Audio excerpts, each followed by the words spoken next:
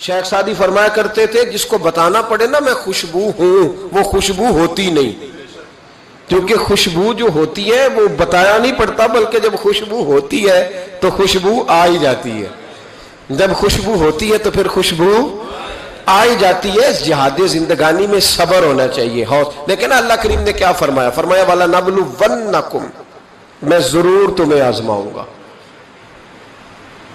میں ضرور تمہیں، نامی کوئی بغیر مشقت نہیں ہوا، 100 بار جب کٹا تب جا کر نگی ہوا، میں ضرور تمہیں آزماؤں گا۔ کس طرح؟ بشیء من الخوف والجوع ونقص من الاموال والانفس والثمرات، فرمایا میں تمہیں خوف سے آزماؤں گا، میں تمہیں بھوک سے آزماؤں گا، میں تمہیں مالوں جانوں اور پھلوں کی کمی سے آزماؤں گا۔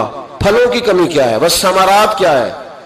اس پر مفسرین نے بڑا کچھ لکھا ہے، کہتے ہیں یہ جو والثمرات ہے نا، پھلوں کی کمی، اس سے ایک مراد تو یہ ہے کہ انسان کے مال میں نقصان ہو جاتا ہے، لیکن ایک مراد اس سے یہ ہے والثمرات سے کہ پھل نتیجے کو کہتے ہیں، پھل رزلٹ کو کہتے ہیں، کہتے ہیں نا مجھے اس کا پھل بڑا ملا ہے، تو پھل سے مراد وہاں سیب نہیں ہوتا، پھل سے مراد وہاں انگور نہیں ہوتا، وہاں پھل سے مراد رزلٹ ہوتا ہے۔ تو فرمایا والثمرات، میں تمہیں پھلوں کی کمی سے آزماؤں گا، یعنی تم بڑی محنت کرو گے، بالکل صحیح چلو گے، حق پہ ہوگے، لیکن نتیجہ تمہاری مرضی کا نہیں آئے گا، رزلٹ تمہاری کو نہیں سمجھ آئی آپ کو میری بات، رزلٹ تمہاری مرضی کا۔ والثمرات، میں اس رزلٹ سے تمہیں آزماؤں گا، محنت تم میری مرضی کی کرو گے، نتیجہ تمہاری مرضی کا نہیں، وہ بھی میری مرضی کا۔ رزلٹ بھی جنگ احد میں صحابہ کی جد و جہد میں کوئی شک نہیں تھا، پر نتیجہ اللہ کی مرضی کا نکلا، نتیجہ اللہ کی مرضی کا نکلا۔ میرے بھائی، میدان کربلا میں امام حسین کے ساتھ خدا تھا، اللہ کرے آپ کو سمجھ آئے میری بات کی۔ میدان کربلا میں تلواریں یزیدیوں کے ساتھ تھی، حکومت ان کے ساتھ تھی، سارا کچھ ان کے ساتھ تھا، پر رب امام حسین کے ساتھ تھا، اس لیے کہ اللہ کہتا ہے ان اللہ مع الصابرین، میں صبر کرنے والوں کے ساتھ۔ اللہ امام حسین کے ساتھ تھا، لیکن بظاہر نتیجہ شہادت میں نکلا۔ میرے عزیزو، ہمت، حوصلہ، کتنے خوبصورت لفظ ہیں حدیث پاک کے۔ آپ یقین کریں، ہم اپنے نبی پاک کے ایک فرمان کو زندگی میں اپنے گرہ سے باندھ لیں تو وہی ہمارے لیے بڑا کافی ہے۔ ایک فرمان مشکات میں نبی پاک کا، اللہ کے رسول صلی اللہ علیہ وسلم نے فرمایا جب اللہ کا ارادہ بن جاتا ہے نا کسی بندے کو بڑا درجہ دینے کا، اللہ کا جب ارادہ بنتا ہے، اس بندے کے پاس عمل کوئی نہیں ہوتا بڑا بننے کے لیے، بس اللہ کا ارادہ بن گیا کہ وہ بڑا بن جائے، اس کا مطلب ہوا رب بڑا ہی مہربانی فرمانے والا ہے۔ فرمایا محبوب کریم علیہ السلام نے کہ بندے کے پاس عمل ایسا کوئی نہیں، کردار میں، گفتار میں نیکی ایسی نہیں جس کے سبب سے اسے بڑا بنایا جائے۔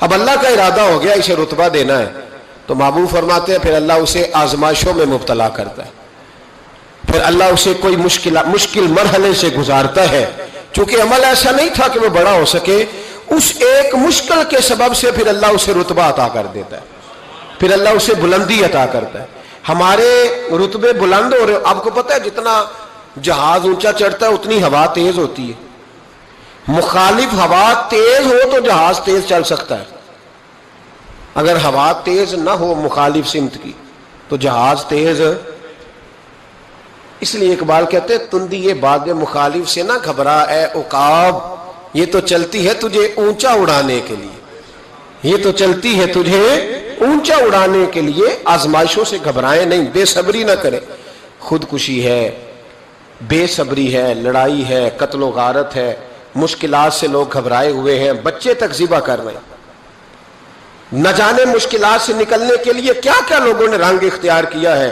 تو اگر خود کوشش کرے گا تو ناکام ہو جائے گا، تو اپنے آپ کو اللہ رسول کے حوالے کر دے، تو ان کے سپرد کر دے۔ بڑی خوبصورت حدیث سنے میرے نبی پاک علیہ السلام فرمان، اس حدیث کو کہتے ہیں حدیث قدسی۔ حدیث قدسی وہ ہوتی ہے جو فرمان اللہ کا ہوتا ہے، بیان نبی پاک فرماتے ہیں۔ نبی کریم علیہ السلام فرمانے لگے کہ اللہ فرماتا ہے میں جب اپنے کسی بندے کو بیمار کرتا ہوں، میں جب اپنے کسی بندے کو بیمار کرتا ہوں تو فرمایا اس کی لوگ تیمارداری کرنے آتے ہیں، پوچھتے ہیں تیرا کیا حال ہے، تو نبی کریم فرمانے لگے اگر وہ لوگوں کے سامنے میری شکایت نہ کرے میری شکایت نہ کرے اور میرا شکوہ نہ کرے.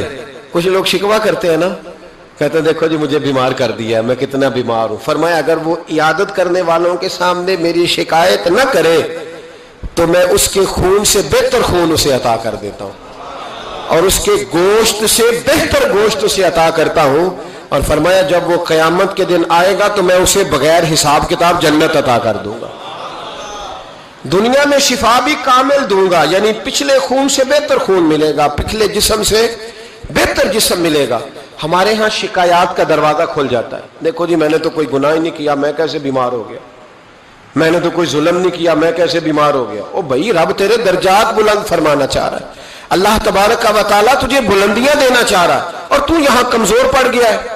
تمام انبیاء کرام کی زندگی میں آزمائش, تمام صحابہ کی زندگی میں آزمائش, اہل بیت سارے آزمائش سے گزرے, اولیاء اللہ سارے آزمائش سے گزرے.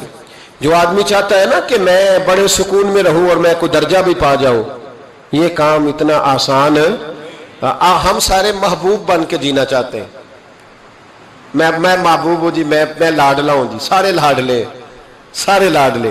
لاڈلا وہ نہیں ہوتا جو فرنٹ سیٹ پہ بیٹھا ہوتا ہے, لاڈلا وہ ہوتا ہے جو جھاڑو دے رہا ہوتا ہے.